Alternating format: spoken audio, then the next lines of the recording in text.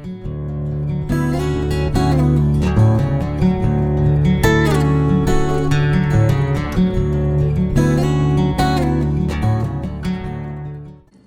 everyone, this is Jenny with your weekly energy forecast for the week starting March 23rd and running through March 29th.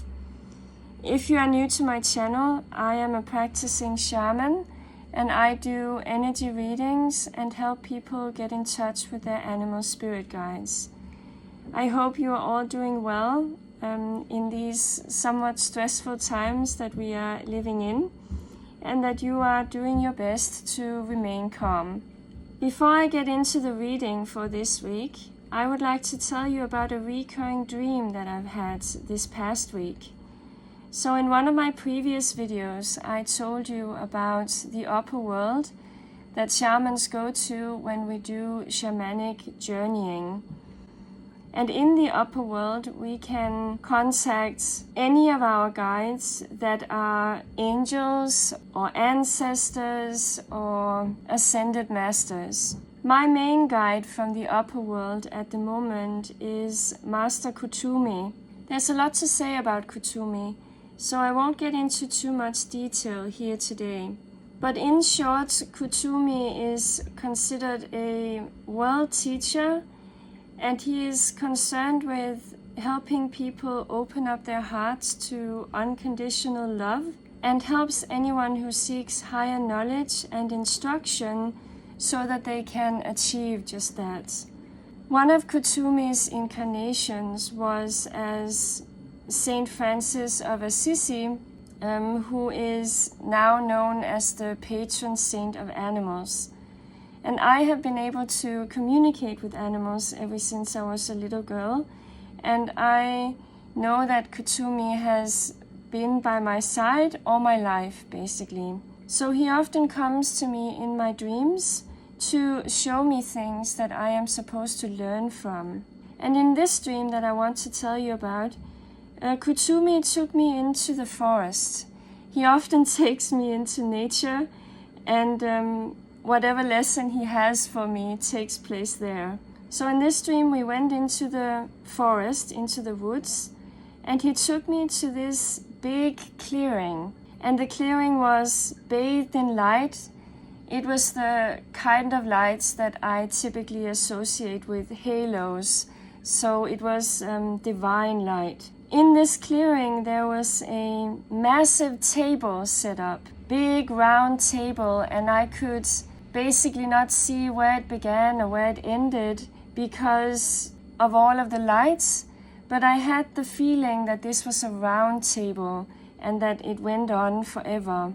And then Kuthumi told me that he had invited all my friends would be coming for a meal, and it would be a potluck, so everyone would be bringing their own dish. And my first reaction was to panic, and I said to him, "But I didn't bring anything. You didn't tell me in advance, so I don't have any dish with me."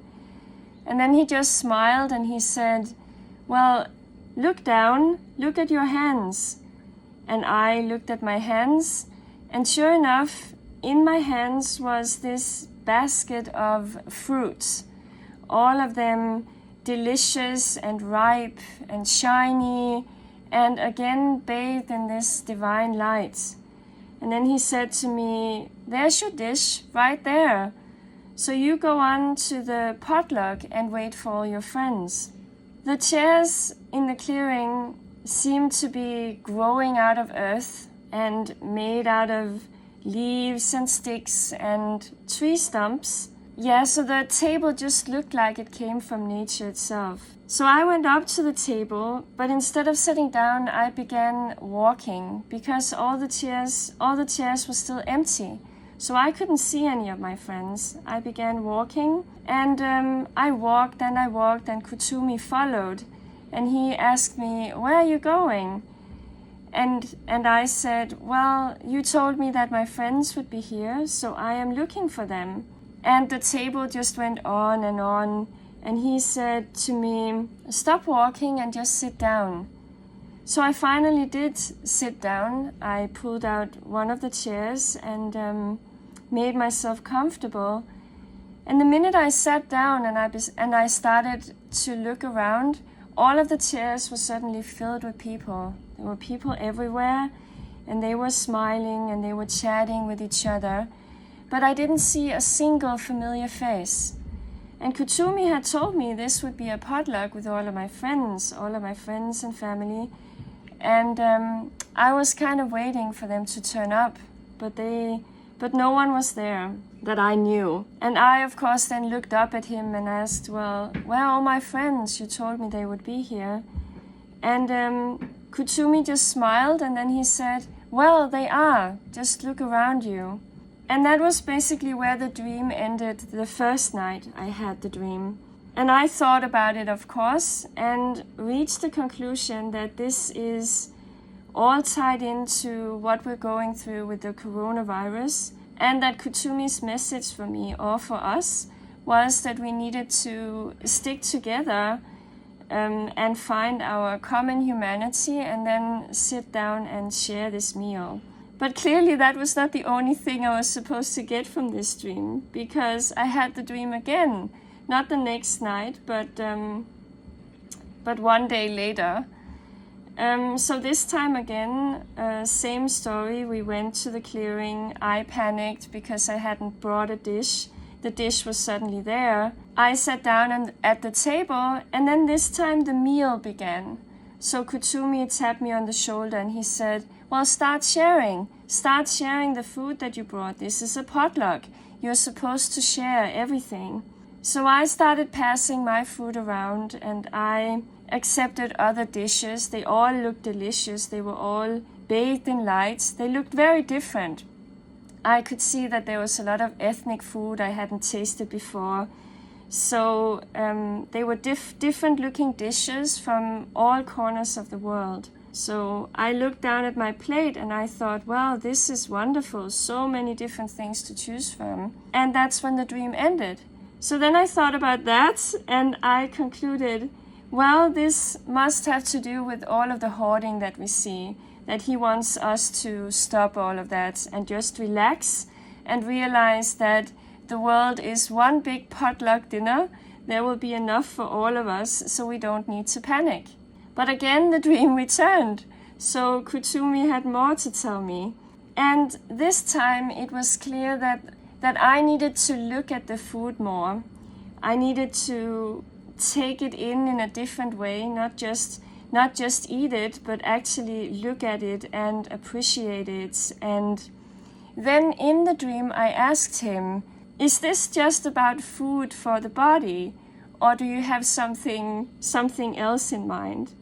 And then of course he smiled, his whole face lit up, and I knew that I had basically hit the nail on the head. So the dream is about us coming together and share our knowledge. In these times where many people panic, we also need to share. As light workers, we need to share our coping mechanisms. We need to come together and talk about things. Share our own little treasures, our own little dishes, if you will, and tell each other what we do to cope with these things that might be scary, or what we do not to feel isolated and alone.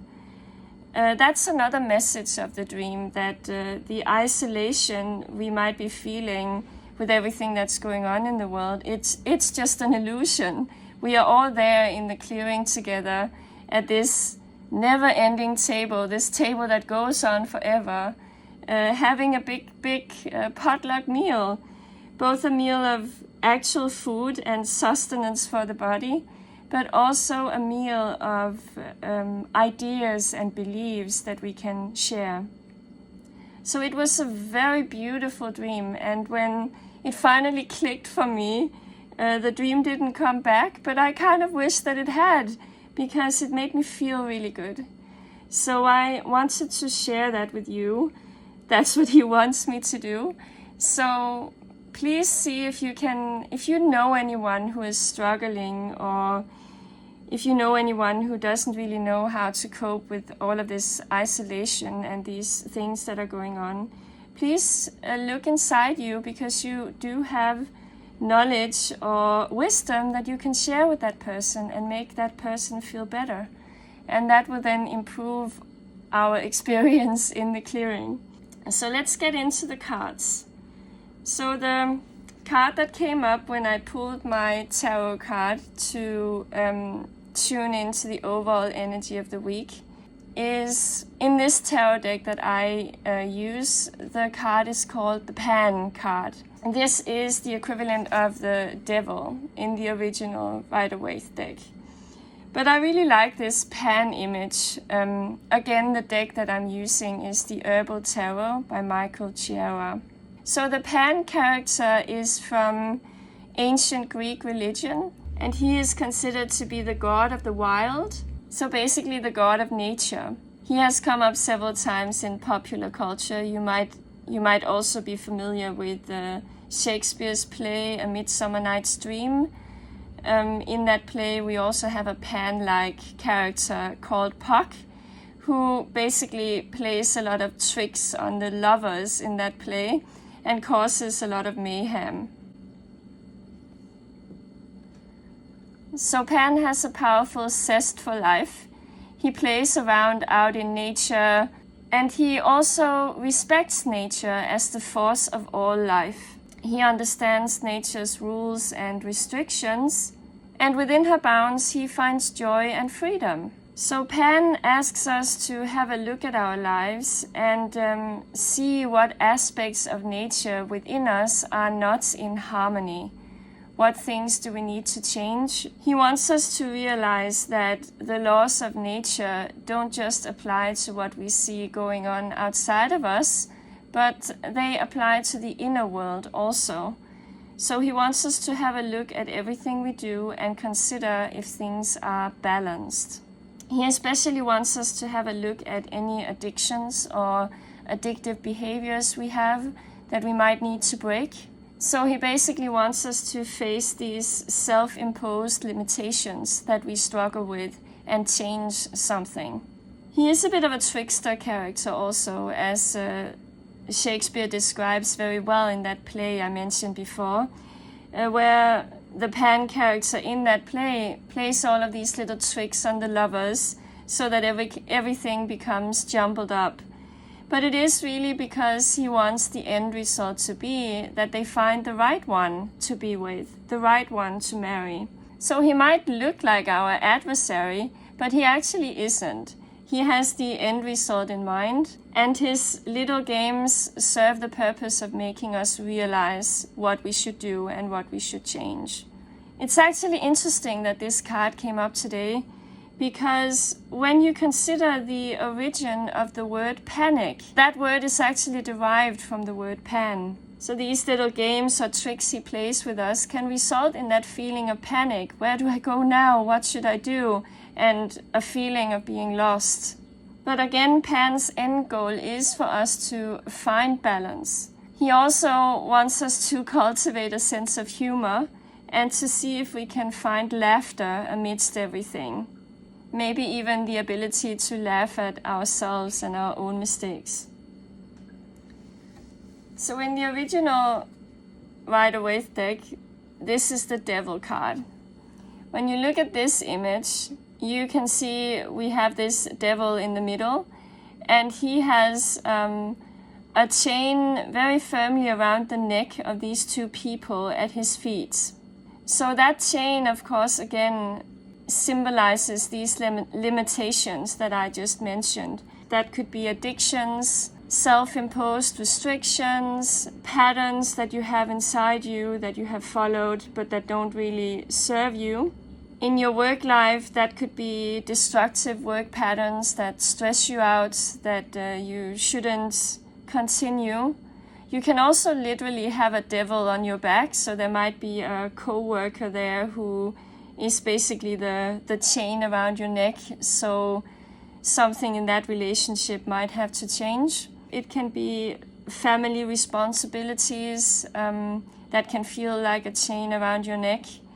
It can again be patterns. Maybe you're not good at finding time for you also, so those type of patterns. But when we look at it with regards to what is going on now at the moment, the chain that many people feel has to do with all of these restrictions imposed on us because of the coronavirus.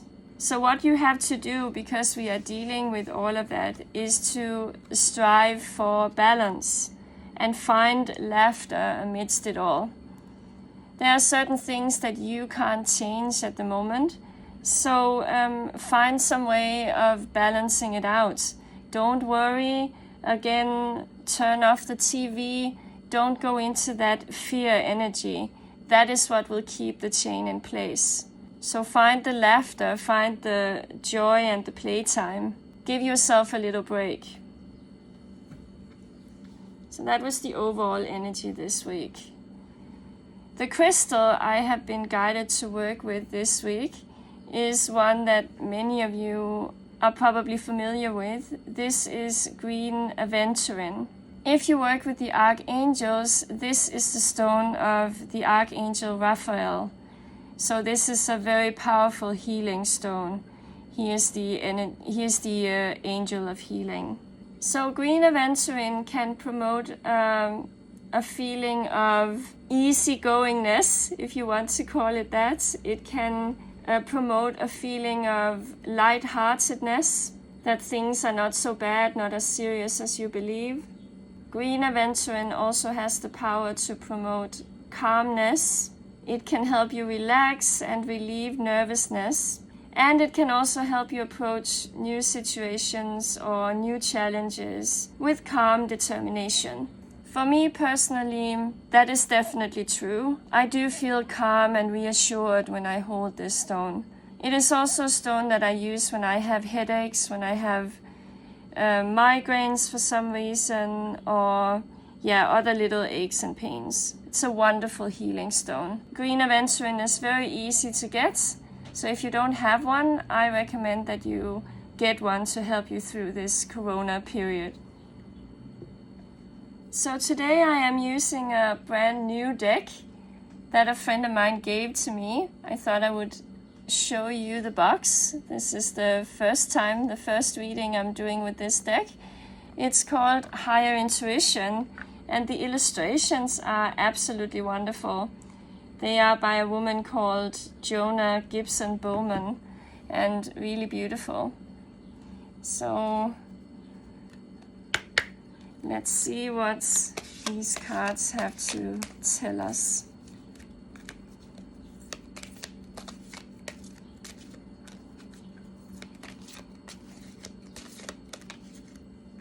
First card that wanted to come, the Bee Spirit.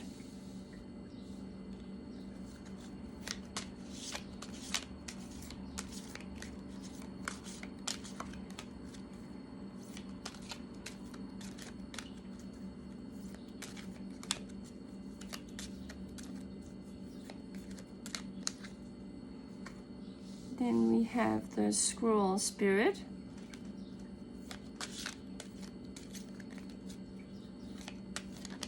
Whoops. And then we have the Raccoon. So the first card that wanted to come today is the Bee Spirit. And look at the colors of this card, absolutely gorgeous. The Bee card comes up today because it is time for us to focus on our role in the collective. The bees live in these beehives where every single bee has a job to do, something they can bring to sustain the colony. So that is an overall focus for this week. That was the message Kutumi had in my dream also. We need to figure out what we can bring to the table, what dish we can share with people. So this is spiritual also. What are your spiritual gifts and how can you put them to use so that you can help others? What the bee can teach us about our shadow sides is not to work too hard. there is that message about balance again that this Pan card also talks about. Are there some things within you that are not in balance that you need to look at? So we need to focus on the projects, we need to focus on our own role in the collective and what we can bring to the table, but we should not work ourselves to death. The next card that came up is the Squirrel Spirit. This card comes up when we have to focus a little bit on our home. So that is also no surprise because many of us have been sent home this week or for the foreseeable future. So it's time for us to focus on our home, make that a cozy place to be, a place of refuge where you feel safe and nurtured. Don't turn it into a stressful environment just because you have to work from home now. I know that is easier said than done, but if you become aware of that, maybe you can come up with some ways of making it less stressful both for you and your family. The squirrel is also an animal that saves up for the winter. They spend all of summer collecting nuts. They bury them all over the place, or they take them to holes in the tree so that they have enough to sustain them through winter. So what the Squirrel Spirit can teach us about our shadow sides, this is why you can't make this up, that is that we might have a tendency to hoard, to collect too much. In this particular reading, that refers to all of the hoarding of groceries, the hoarding of toilet paper that we see going on. So it's not about materialism in this particular reading, it is about all of the hoarding of food. So the shadow side of the Squirrel Spirit is very relevant at the moment.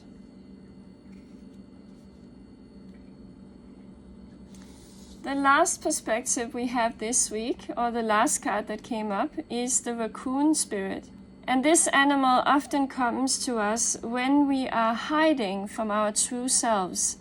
You can see this raccoon is just peeking out from behind the tree, kind of timid looking, and would basically love to go into hiding again. The raccoon has these markings on the face that can look a little bit like a mask, so it can look like he is hiding behind that mask. So this is tied into what I mentioned in my video last week, that when we have a period like the one we're in, where we are forced to isolate from the pack, it is a perfect chance for spiritual development. It is actually a gift you have been given. It's a chance to look inside and focus on your spiritual journey. Are you hiding from yourself? Is it time for you to come out from your shell? Is it time to embark on a new path in life? It could be career-wise or in your private life.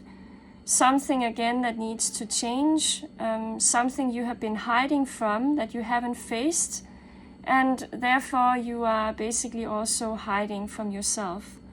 So this is also tied into the balance that Pan wants to teach us about. Is there an imbalance inside you? Are you doing what you're supposed to be doing, or do you need to change something?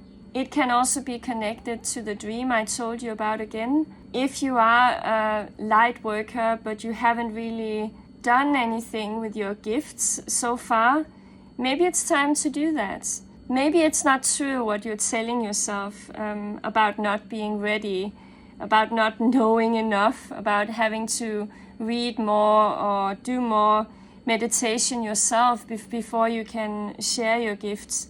Maybe the time is actually now, because there are so many people out there who need you, who need those gifts that you have to share. They would really like a bite of the dish that you are bringing to that potluck dinner. Speaking from personal experience, it was a big step for me also deciding to open this channel and open my Etsy shop, so far all of the readings I have done for people have been via word of mouth. So someone got a reading with me, recommended me to someone else, and I built up my client base that way. So it was a major step for me to start this channel. But again, I felt inside that the time was now. So there's a message here for you too about that.